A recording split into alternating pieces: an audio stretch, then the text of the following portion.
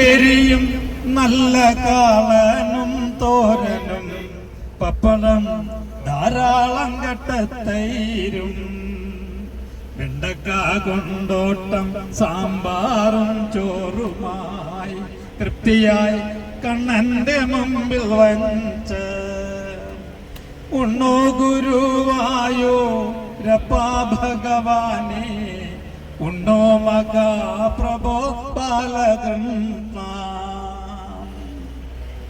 ഉണ്ണന്താൻ പിന്നെയും ഉണ്ണാതിരുന്നപ്പോൾ ഉണ്ണിയും ഉണ്ണാതെ കേണുകൊണ്ട് അപ്പോൾ ശരീരി പിള്ളകം പിള്ളേണ്ട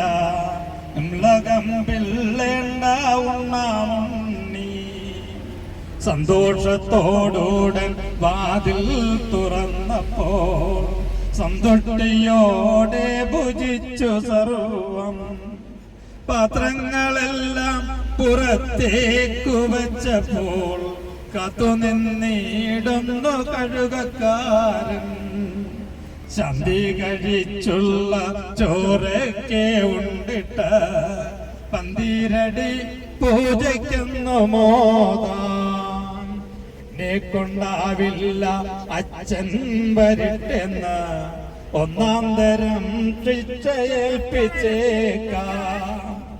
അച്ഛനുടൻ വന്നു എല്ലാം പറഞ്ഞുടൻ ഇക്ഷിതൻ ശിക്ഷിപ്പാൻ ചെന്ന നേരം അപ്പോൾ ശരീരി ശ്രീകോവിൽ നിന്നുടൻ തല്ലേണ്ട ഉണ്ടതോ ഞാൻ. എന്റെ ഗുരുവായൂരപ്പാ ഭഗവാനെ എന്റെ ദുരിതങ്ങൾ തീർത്തിടേ.